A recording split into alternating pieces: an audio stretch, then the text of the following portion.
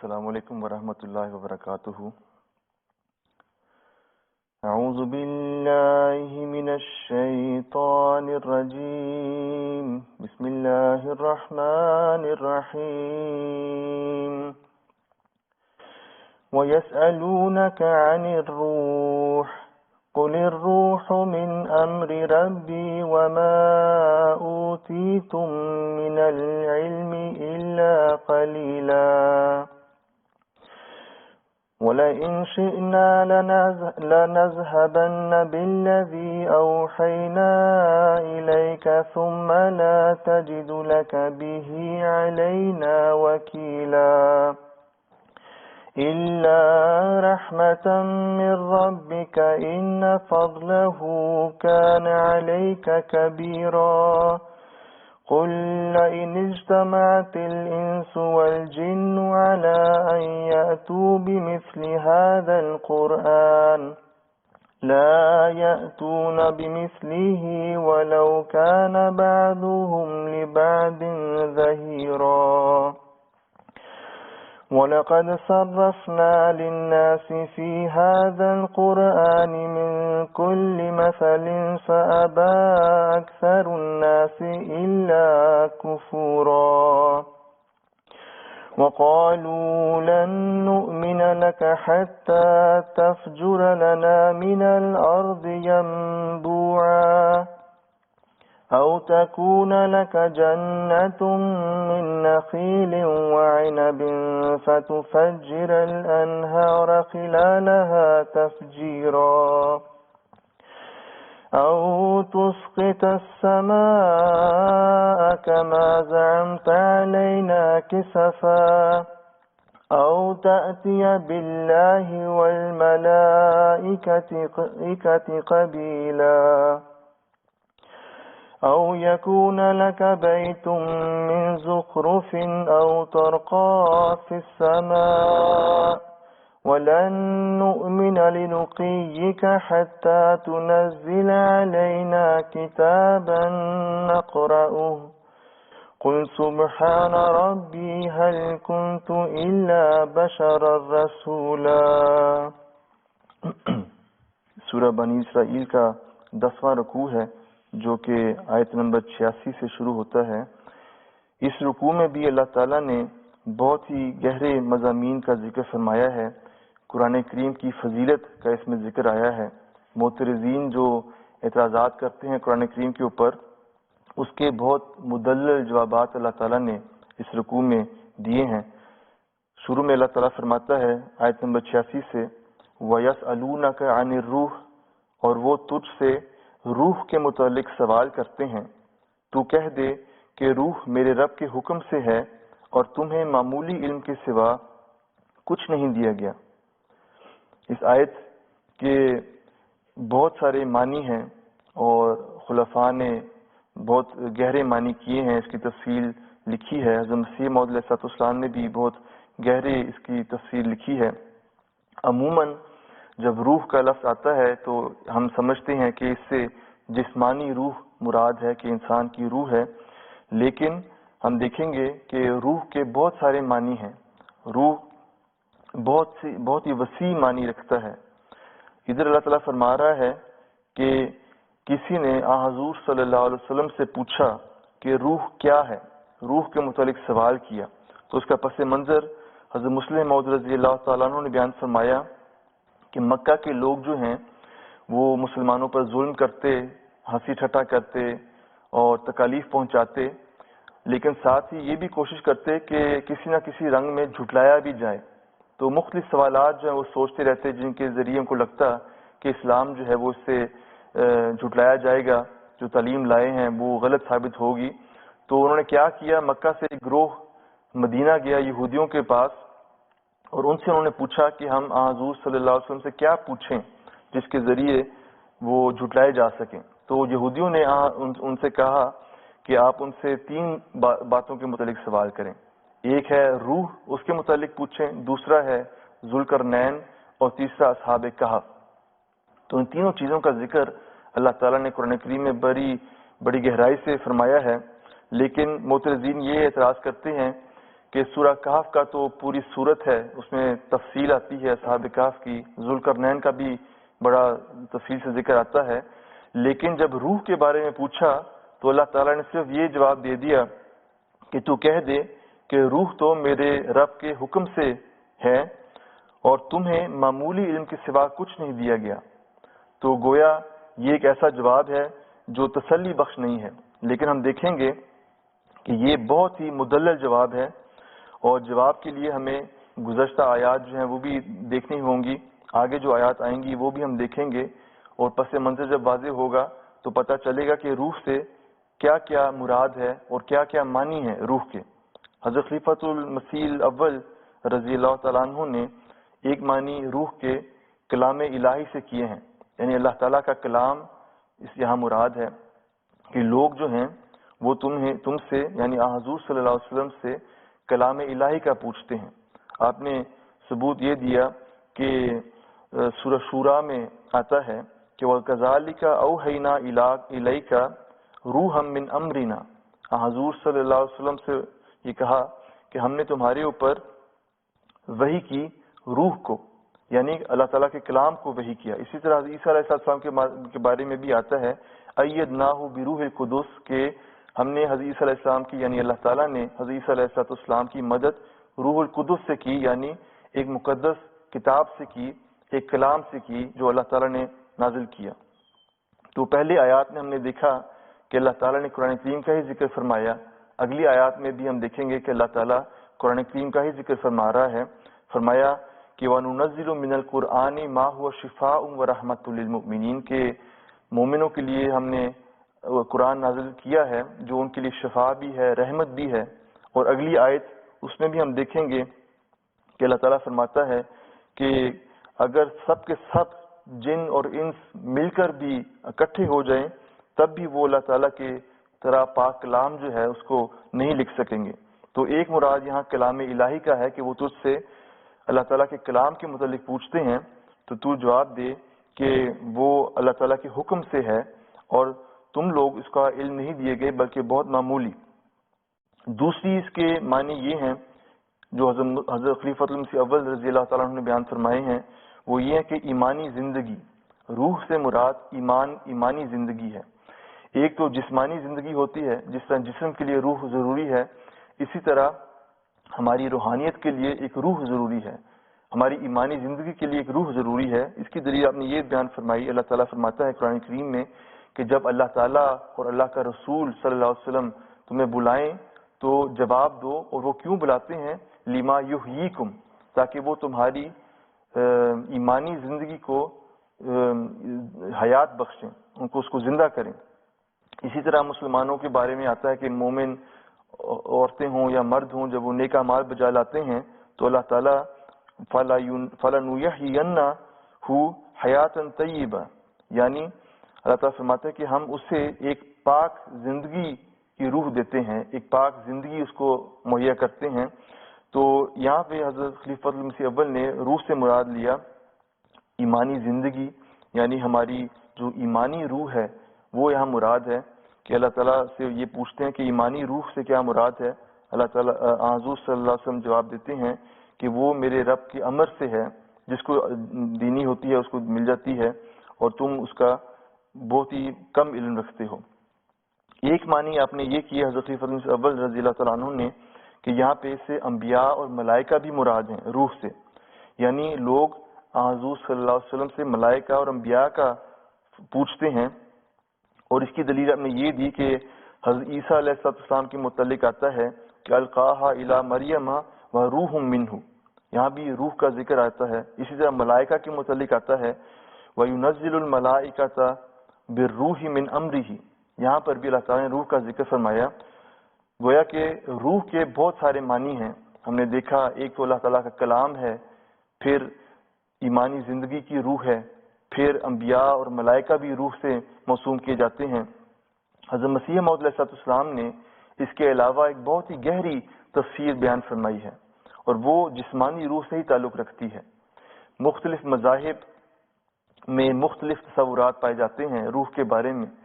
آریہ سماج مثال کے طور پر وہ کہتے ہیں کہ اللہ تعالیٰ روح کا خالق نہیں ہے، بلکہ روح بھی ابدی ہے، اور جسم کو اللہ تعالیٰ روح کے ساتھ جوڑتا ہے، بس یہ اس کا کام ہے۔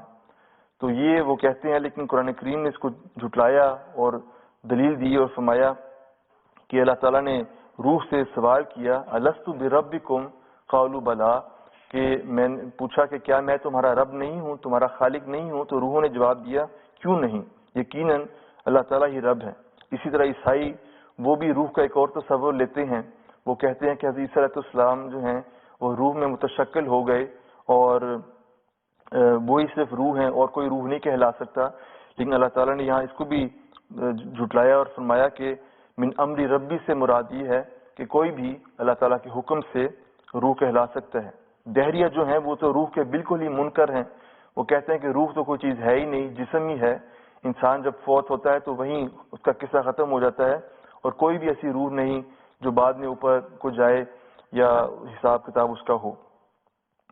حضرت مسیح موعود علیہ السلام نے یہاں پر ایک بہت ہی خوبصورت دلیل دی اور فرمایا کہ جسم کا روح پر کیسا اثر پڑتا ہے۔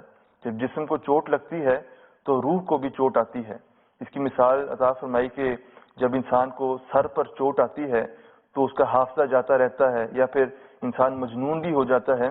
تو یہ دلیل ہے اس بات کی کہ جسم صرف جسم نہیں ہے، بلکہ اس کے اندر بھی ایک ایسی چیز ہے جو روح کہلاتی ہے، اور اللہ تعالیٰ ہی ہے جو روح کا خالق ہے۔ اللہ تعالیٰ نے روح کو پیدا کیا، اور حضرت مسیح موعود علیہ السلام نے بیان فرمایا کہ روحیں بھی 3 قسم کی ہوتی ہیں، ایک نباتی روح، ایک حیوانی روح، اور ایک انسانی روح۔ نباتی روح سے مراد پودے ہیں، ان میں بھی روح ہوتی ہے۔ حیواناتی سے مراد جانور وغیرہ، ان میں بھی حیوانی، ان میں بھی روح ہوتی ہے، اور انسانی روح ہوتی ہے، ان میں بھی ایک روح پائی جاتی ہے۔ لیکن فرمایا کہ بقا جو ہے وہ صرف انسان کی روح کو ملتی ہے۔ انسانی روح ہی وہ روح ہے جس کو حقیقی زندگی کا وارث ٹھہرایا گیا ہے، جس میں تمام کمالات بھی ہیں، اور وہ وفات کے بعد اٹھائی بھی جاتی ہے۔ باقی روحیں جو ہیں وہ جب فوت ہوتی ہے چیز، چاہے حیوان ہو چاہے پودا ہو، وہ بھی اسی وقت ادھر ہی فوت ہو جاتی ہے۔ اللہ تعالیٰ خالق ہے روح کا، لیکن کس طرح اللہ تعالیٰ نے روح کو پیدا کیا، پیدا کرنے کے حوالے سے بھی اللہ تعالیٰ نے 2 اصطلاحات قرآن کریم میں بیان فرمائی ہیں، اور بھی ہیں، لیکن ادھر میں 2 آپ کے سامنے رکھوں گا جو اس آیت سے متعلقہ ہیں۔ اللہ تعالیٰ فرماتا ہے کہ کل الروح من امر ربی، ایک پیدا کرنے کا ذریعہ جو ہے وہ امر کے ذریعے ہے۔ امر ہوتا ہے حکم دینا، اور اللہ تعالیٰ حکم دیتا ہے کن فیکون، تو ایک چیز جو موجود نہیں ہوتی، جس کی کوئی حیثیت نہیں ہوتی، جو صاحب وجود میں نہیں آئی ہوتی، وہ پھر ہونا شروع ہو جاتی ہے اور ہو کر رہتی ہے۔ یعنی نیست سے ہست، یعنی عدم سے ایک چیز کو وجود میں لانا، یہ امر کی صفت کے تحت ہوتا ہے۔ دوسری صفت جو ہے وہ خلق ہے۔ اللہ تعالیٰ ایک چیز کو پیدا کرتا ہے، اور جو چیز اپنی صفات ایسی چیز ہو جو کسی اور شکل میں ہو، لیکن جب وہ اپنی صورت بدلتی ہے تو نئے رنگ میں ایک قسم کی پیدا ہوتی ہے، تو اس کو بھی پیدا کرنا کہتے ہیں۔ تو روح کو اللہ تعالیٰ نے اپنے حکم سے پیدا کیا، یعنی اس کا کوئی وجود نہیں تھا، اپنے حکم سے، اپنے امر سے اللہ تعالیٰ نے روح کو پیدا کیا۔ اور روح جو ہے وہ جسم کے اندر سے ہی پیدا ہوتی ہے۔ حضرت مسیح موعود علیہ السلام نے فرمایا کہ باہر سے روح نہیں آتی جسم میں، بلکہ جسم کے اندر ہی اللہ تعالیٰ روح کو پیدا کرتا ہے۔ قرآن کریم میں اللہ تعالیٰ نے مختلف مدارج بیان فرمائے ہیں۔ جب بچہ ماں کے پیٹ میں ہوتا ہے تو 6 مدارج سے گزرتا ہے۔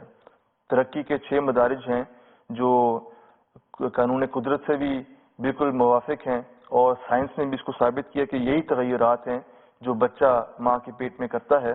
اور ان تغیرات میں 4تھے اور 5ویں مہینے کے دوران اس کے درمیان میں ایک بہت ہی واضح تغیر یہ آتا ہے کہ اس میں روح آتی ہے۔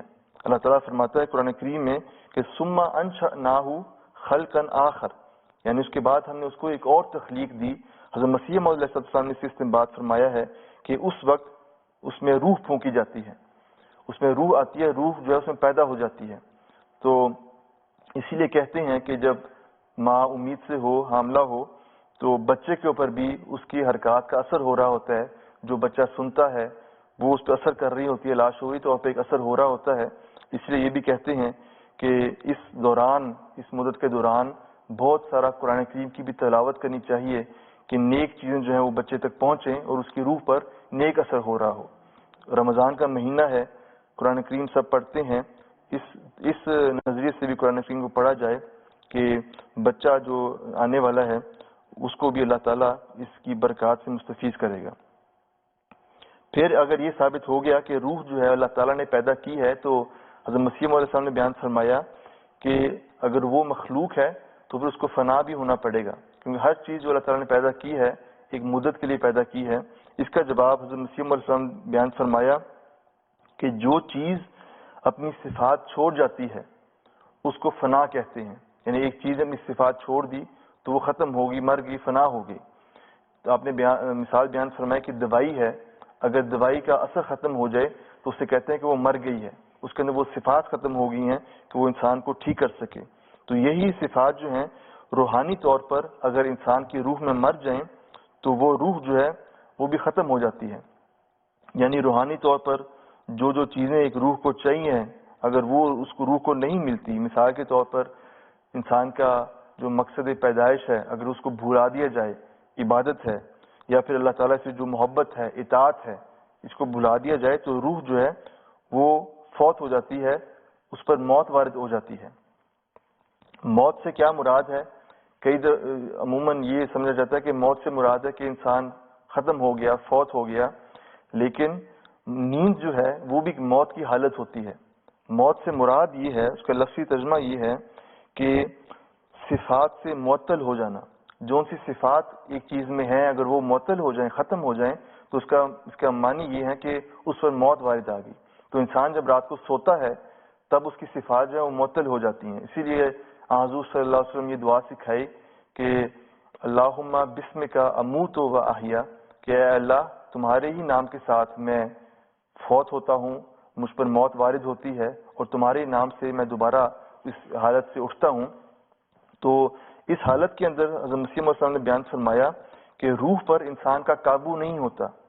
روح جو ہے اس پر اختیار انسان کا ختم ہو جاتا ہے. جس طرح نیند کی حالت میں انسان کا اپنے جسم پر بھی اختیار نہیں ہوتا، اسی طرح روح پر بھی اختیار نہیں ہوتا. اس وقت پھر آپ نے فرمایا کہ روح جو ہے وہ مختلف کام کر سکتی ہے، مختلف چیزوں کو دیکھ سکتی ہے. حضرت مسیح نے بیان فرمایا کہ یہ بھی ہوتا ہے کہ زندہ کی روح میت کی روح سے ملاقات بھی کر سکتی ہے نیند کی حالت میں. آپ نے بیان فرمایا کہ آپ خود اس چیز کے تجربہ کار ہیں. آپ نے فرمایا کہ آپ نے نیند کی حالت میں اور کشف کی حالت میں حضرت عیسیٰ علیہ السلام سے بھی ملاقات کی ہوئی ہے، حضور صلی اللہ علیہ وسلم کی روح سے بھی ملاقات کی ہوئی ہے، صحابہ سے بھی ہوئی ہے ملاقات. اسی طرح فرمایا کہ بسا اوقات تو مفید مطالب جو ہیں وہ بھی حاصل کیے ہوئے ہیں، چیزیں سیکھنے کو بھی ملی ہیں خواب کے دوران.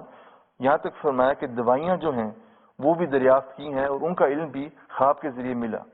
یعنی جب انسان کا اختیار روح پر ختم ہو جاتا ہے تو روح جو ہے وہ دیگر ارواح سے ملاقات بھی کر سکتی ہے. لیکن اس کے لیے ضروری یہ ہے، آپ نے فرمایا کہ یہ ایک ایسا امر ہے جو ہر ایک پر کوئی میسر نہیں آ سکتا. آپ نے فرمایا کہ اپنی حالت کو اس کے لیے بہتر کرنا پڑتا ہے، اور جو جسمانی حالتیں ہیں ان کا روحانی حالت پر بھی ایک اثر ہے. جو ہم جسم کے ساتھ کرتے ہیں اس کا اثر روح پر بھی ہو رہا ہوتا ہے. مثال کے طور پر ہنسنا، رونا، اس کا بھی روح پر اثر ہوتا ہے. حضور صلی اللہ علیہ وسلم نے فرمایا کہ کثرت الضحک تموت القلب، کہ زیادہ ہنسنا جو ہے وہ دل کو مار دیتا ہے، یعنی وہ روحانیت کو ختم کر رہا ہوتا ہے. اسی طرح یہ بھی آتا ہے کہ نماز میں اگر توجہ قائم نہیں ہوتی تو رونے والا منہ ہی بنا لو تاکہ روح پر ایک قسم کی کیفیت طاری ہو.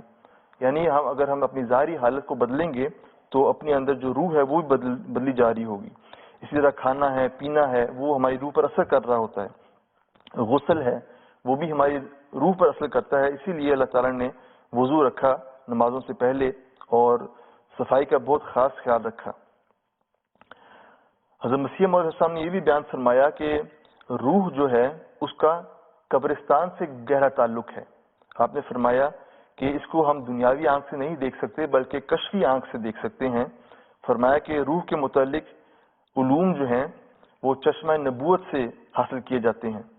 اگر کشفی آنکھ سے دیکھیں گے تو نظر آئے گا کہ روح کا قبر سے کیا تعلق ہے۔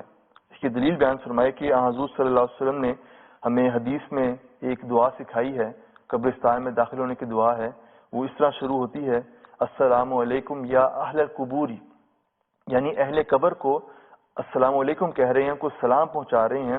اس سے مراد یہ ہے کہ ہم ان کو سلام پہنچاتے ہیں، اور حضرت مسیح علیہ السلام نے بیان فرمایا کہ اس کا جواب بھی ملتا ہے، یعنی روح کا ایک بہت ہی گہرا تعلق ہے قبر کے ساتھ۔ اسی طرح فرمایا کہ کشفی حالت میں روح جو ہے وہ چیز کا علم رکھ سکتی ہے جو بہت دور ہو، جو نزدیک نہ ہو۔ مثال کے طور پر چیزیں جو بہت دور ہوں، صدہ کوسوں کے فاصلے پر ہوں، وہ چیزیں صاف صاف نظر آ رہی ہوتی ہیں، وہ آوازیں جو وہاں پر ہیں وہ صاف صاف سنائی دی جا رہی ہوتی ہیں، بلکہ جو لوگ وہاں پر ہوتے ہیں وہ بھی سن سکتے ہیں۔ تو ہمیں پتہ ہے کہ حضور صلی اللہ علیہ وسلم نے بھی اپنی زندگی میں اس کا تجربہ کیا۔ اسراء کا واقعہ ہے، معراج کا واقعہ ہے کہ آپ نے آسمانوں کا بھی کی زیارت کی اور بھی مقامات کی زیارت کی، لیکن یہ ضروری ہے، حضرت مسیح نے بیان فرمایا کہ ہر ایک کو یہ امر میسر نہیں آ سکتا، اس کے لیے جس پر میسر نہیں آیا اس کے لیے یہ قصہ اور کہانی کے برابر ہے۔ یہ تفسیر ہے جو حضرت مسیح علیہ السلام نے روح کی اور بہت ہی پر لطیف اور بہت ہی گہری تفسیر ہے۔ حضرت خلیفۃ المسیح ثانی رضی اللہ تعالیٰ عنہ نے بھی اس کی ایک اور تفسیر بیان فرمائی، اور اس کا پس منظر یہ ہے کہ مختلف مذاہب میں جب کلام اللہ تعالیٰ کا کلام ختم ہوا، الہام ختم ہوا، تو روحانیت کو قائم رکھنے کے لیے اور اس پر جمع رہنے کے لیے علماء نے مختلف قسم کے علوم کا کرنا شروع کر دیا۔ مثال کے طور پر مشقیں کرتے تھے، جادو کرنا شروع کر دیا، یوگا جو ہے وہ کرنا شروع کر دیا مختلف مذاہب میں، اور علم الارواح جو ہے روحوں کا علم، اس کو حاصل کرنے کی کوشش کرنی شروع کر دی۔ اور یہ ایک ایسا علم ہے جو قدیم سے چلا آ رہا ہے، لیکن انسان جو اپنے محدود عقل کے مطابق اس پر عبور پانے کی کوشش کرتا ہے۔ ایک واقعہ حضور صلی اللہ علیہ وسلم کے زمانے میں ملتا ہے کہ ایک شخص تھا مدینہ میں، عبداللہ بن سیاد، وہ پیش گوئیاں کرتا تھا اور کہتا تھا کہ اسے غیب کا علم ہے۔ تو حضور صلی اللہ علیہ وسلم نے کہا کہ میں اس کے پاس جاؤں گا اور دیکھوں گا کہ یہ کیا معاملہ ہے۔ چنانچہ وہاں گئے اور آپ نے اپنے ذہن میں ایک آیت سوچی، اور وہ آیت تھی فَارْتَقِبْ يَوْمَ تَأْتِي السَّمَاءُ بِدُخَانٍ مُبِينٍ، یعنی اس دن کا انتظار کب جب آسمان سے ایک بہت کھلا کھلا دھواں جو ہے وہ آئے گا۔ تو اس نے، جو عبداللہ بن سیاد تھا، اس نے بڑا سوچ بچار کے بعد کہا کہ دخ دخ، یعنی دخان کا اصل چیز تھی اور یہ آیت تھی، لیکن وہ صرف دخ دخ تک رہا، زیادہ نہ بتا سکا۔ حضور صلی اللہ علیہ وسلم نے اس پر فرمایا کہ تم یہیں تک رہو گے، اس سے آگے نہیں جا سکتے۔ یعنی اصل جو روح کا علم ہے وہ صرف نبوت سے حاصل ہوتا ہے، وہ صرف روحانیت سے حاصل ہوتا ہے۔ اور یہاں جو فرمایا کہ الروح کے معنی ہیں کہ وہ کامل روح، اس کا علم انسان کو نہیں ہے، وہ صرف اللہ تعالیٰ سے ملتا ہے۔ اگلی آیت میں فرمایا وَلَا إِن شِئْنَا لَنَذْهَبَنَّ بِالَّذِي أَوْحَيْنَا إِلَيْكَ، اور اگر ہم چاہتے تو یقیناً اسے واپس لے جاتے جو ہم نے تیری طرف وحی کیا ہے، پھر تو اپنے لیے ہمارے خلاف اس پر کوئی کارساز نہ پاتا۔ ادھر اگر ہم روح کو کلام الہی سے معنی دیں، اس کے معنی یہ ہوتے ہیں کہ اللہ تعالیٰ اگر کلام کو لے جائے تو کوئی بھی اس کو قائم نہیں رکھ سکتا سوائے اللہ تعالیٰ کی رحمت کے۔ آگے فرمایا اِلَّا رَحْمَةً مِّن رَبِّكَ، مگر محض اپنے رب کی رحمت کے ساتھ تو بچایا گیا، یقیناً تجھ پر اس کا فضل بہت بڑا ہے۔ یعنی اگر اللہ تعالیٰ کلام کو لے جائے تو کوئی بھی اس کو واپس نہیں لے کے آ سکتا۔ اس میں ایک پیش گوئی بھی ہے آخری زمانے کی کہ ایک ایسا وقت آئے گا جہاں اللہ تعالیٰ کا کلام اٹھ جائے گا، جہاں پر قرآن کریم کے معنی ختم ہو جائیں گے، اور اس کے بعد اللہ تعالیٰ فضل فرمائے گا اور حضرت مسیح موعود علیہ السلام کو نازل کرے گا، اور وہ پھر دوبارہ اللہ تعالیٰ کے فضل کے ساتھ قرآن کریم کو واپس لے کر آئیں گے۔ آگے فرمایا کہ تو کہہ دے اگلی آیت میں کہ اگر جن اور انس سب اکٹھے ہو جائیں کہ اس قرآن کی مثل لے آئیں تو وہ اس کی مثل نہیں لا سکیں گے، خواہ ان میں سے بعض کے مددگار ہوں۔ یعنی قرآن کریم کا یہ دعویٰ ہے کہ کوئی بھی اس کی مثل نہیں لا سکتا، اور یہ اللہ تعالیٰ نے ایک ایسی جگہ پر فرمایا، ایک ایسے زمانے میں فرمایا جہاں پر فصاحت اور بلاغت جو ہے عروج پر تھی۔ عرب جو ہیں وہ مشہور ہیں فصیح بیان میں اور فصاحت میں اور بلاغت میں، بلکہ ان کی لڑائیاں جو ہوتی تھیں وہ بھی فصیح تقاریر سے ہوتی تھی، نئے نئے قصیدوں کے ذریعے ہوتی تھیں، خطبوں وغیرہ کے ذریعے لڑائیاں کرتے تھے. تو اس زمانے میں اللہ تعالیٰ نے دعویٰ فرمایا کہ کوئی بھی قرآن کریم کی مثیل نہیں لا سکے گا، اور ایسا ہی ہوا. اور اللہ تعالیٰ کا وعدہ تھا کہ وہ قرآن کریم کی حفاظت کرے گا، اور اس نے حفاظت کی، اور کوئی بھی اس کی مثیل نہیں لا سکا. دوسرے معنی اس کے یہ ہیں کہ یہ جو کہتے ہیں علم میں روح رکھنے والے لوگ جو ہیں، جو کہتے ہیں کہ ہمارے پاس علم ہے، ان کو چیلنج کیا کہ اگر تم باقی سچے ہو تو پھر اس کی نظیر لاؤ، قرآن کریم کے برابر کوئی چیز لے کر آؤ. اور فرمایا کہ ان اجتماعت الانس والجنس، جن، انسان اور جن اکٹھے ہو جائیں. اس میں یہ اشارہ ہے کہ انسان جو ہیں ان جنوں سے جن کو وہ پوچھتے ہیں ان کو بھی لے آئیں، ان سے بھی مدد حاصل کر لیں، تب بھی وہ قرآن کریم جیسی کتاب جو ہے نہیں تشکیل دے سکیں گے. اگلی آیت میں فرمایا، اور اس کی اب قرآن کریم کی صفات بیان فرما رہا ہے اللہ تعالیٰ، وَلَقَدْ صَرَّفْنَا لِلنَّاسِ فِي هَذَا الْقُرْآنِ، اور ہم نے یقیناً اس قرآن میں لوگوں کی خاطر ہر قسم کی مثالیں خوب پھیر پھیر کر بیان کی ہیں، بس اکثر انسانوں نے انکار کر دیا محض ناشکری کرتے ہوئے. فرمایا کہ قرآن کریم کی کیا صفات ہیں، ہر چیز کو اللہ تعالیٰ نے اس کتاب میں بیان فرمایا. سیاست ہو، سائنس ہو، اخلاق ہیں، تمدن، اقتصادیات، مختلف مذاہب کے اختلافات، ان کا حل، ہر چیز قرآن کریم میں اللہ تعالیٰ نے بیان فرمائی ہے. تو اس کی نظیر لانا ناممکن چیز ہے. اس کا چیلنج اللہ تعالیٰ اس قرآن کی اس آیت میں کر رہا ہے. اب جب انہوں نے دیکھا کہ ہمارا سوال کرنا اس کا کوئی فائدہ نہیں ہوا، دلیل ملی ہے ہمیں اور ہم مبہوت ہو گئے ہیں، کوئی جواب نہیں ملا، تو اعرض وانا آب بجانبہ کا مضمون جو چل رہا تھا پیچھے کہ جب انسان پر انعام ہوتا ہے تو وہ اعراض کرتا ہے، آگے وہ اعراض کریں گے. اگلی آیات میں وہ اپنا پہلو بدل لیتے ہیں. پہلے تو وہ سیریس سوال کر رہے تھے، اب جو ہے وہ ایسے بیہودہ سوال کریں گے اور نشان طلب کریں گے. آگے فرمایا اللہ تعالیٰ نے کہ وہ کہتے ہیں وقالوا، اور وہ کہتے ہیں کہ ہم ہرگز تجھ پر ایمان نہیں لائیں گے یہاں تک کہ تو ہمارے لیے زمین سے کوئی چشمہ پھاڑ لائے، یا پھر تیرے لیے کھجوروں اور انگوروں کا کوئی باغ ہو، پھر تو اس کے بیچوں بیچ خوب نہریں کھود ڈالے، یا جیسا کہ تو گمان کرتا ہے ہم پر آسمان کو ٹکڑوں کی صورت گرا دے، یا اللہ اور فرشتوں کو سامنے لیا، یا تیرے لیے سونے کا کوئی گھر ہو، یا تو آسمان میں چڑھ جائے، مگر ہم تیرے چڑھنے پر بھی ہرگز ایمان نہیں لائیں گے یہاں تک کہ تو ہم پر ایسی کتاب اتارے جسے ہم پڑھ سکیں. تو یہ اعتراض ہے اور یہ مطالبات ہیں جو انہوں نے کیے. حضرت خلیفۃ المسیح ثانی رضی اللہ عنہ نے بیان فرمایا کہ یہ صرف اعتراض برائے اعتراض ہے، یعنی پہلو بدل لیا، اپنا رنگ بدل لیا. حضرت خلیفۃ المسیح اول رضی اللہ عنہ نے بیان فرمایا کہ ادھر انہوں نے 9 نشانات طلب کیے ہیں، اور اس کی وجہ کیا ہے؟ قرآن کریم میں ان تمام چیزوں کے دعوے موجود ہیں. اللہ تعالیٰ فرماتا ہے کہ وہ باغات دے گا، وہ ایسے باغات دے گا، ان میں فلاں فلاں چیزیں ہوں گی، نہریں بہیں گی، آسمان کی کتاب نازل ہوئی ہے، وغیرہ وغیرہ تمام چیزیں. چونکہ ان کا ذکر قرآن کریم میں تھا اس لیے انہوں نے اس کا مطالبہ کیا. لیکن حضور صلی اللہ علیہ وسلم نے بیان فرمایا کہ، اور یہ اللہ تعالیٰ نے آپ کو سکھایا کہ قل سبحان ربی هل كنت الا بشر رسولا، کہ تو کہہ دے کہ میرا رب ان باتوں سے پاک ہے اور میں تو ایک بشر رسول کے سوا کچھ نہیں ہوں. یہ چیزیں جو تم مطالبہ کر رہے ہو میں نے تو اس کا دعویٰ ہی نہیں کیا. حضور صلی اللہ علیہ وسلم فرماتے ہیں کہ میں تو ایک بشر ہوں، ایک انسان ہوں اور ایک رسول ہوں. نہ ہی کبھی سنت رہی ہے بشر کی کہ وہ ایسے نشانات دکھائے، نہ ہی کبھی کسی رسول نے ایسے نشانات دکھائے ہیں. تو تم جو مطالبات کر رہے ہو وہ عقل سے ہٹ کر ہیں، اور یہ اس کی دلیل ہے کہ میں تو صرف ایک بشر، ایک رسول ہوں. تو لیکن اس کے باوجود قرآن کریم میں تمام چیزوں کو سچا کر دکھایا. مکہ مدینہ میں نہریں بھی آئیں، کھجوروں کے باغات وغیرہ بھی ہوئے مسلمانوں کے، سونے کے گھر بھی مسلمانوں کو نصیب ہوئے جب فتح وغیرہ ہوئی، اور باقی چیزیں بھی، فرشتے بھی اتارے گئے مسلمانوں کی مدد کے لیے، قرآن کریم بھی اللہ تعالیٰ نے نازل کیا. تو یہ تمام چیزیں اپنے وقت پر پوری بھی ہوئیں. حضرت مسلم موعود رضی اللہ تعالیٰ نے بیان فرمایا کہ انہوں نے یہ سوالات صرف تمسخر کے لیے کیے، صرف ہنسی چھٹے کے لیے کیے کہ ایک تو نشانوں کا ذکر کرتے ہو تو نشانات دکھاؤ جن کا ذکر کرتے ہو، اگر نشان نہیں دکھا سکتے تو وہ عذاب ہی لے آؤ جس کا ذکر کرتے ہو، یعنی آسمان ٹکڑے ٹکڑے ہو کر گر جائے. اور اگر وہ بھی نہیں کر سکتے تو پھر کم از کم اپنے لیے ہی کچھ کرو، جو مثال کے طور پہ بیان فرمایا کہ سونے کے گھر ہوں گے وغیرہ وغیرہ، تو نشانات دکھاؤ.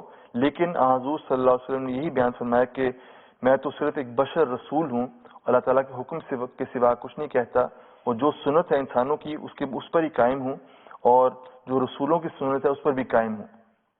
آخری چیز یہ ہے کہ یہ فرمایا، اسی چیز سے پتہ چلتا ہے کہ مسلمانوں کے جب کفار کے سامنے یہ بات پیش کی تو کسی نے نہیں کہا کہ حضرت عیسیٰ علیہ السلام تو آسمان پر ہیں تو آپ بھی جا کر دکھائیں، سارے خاموش رہے۔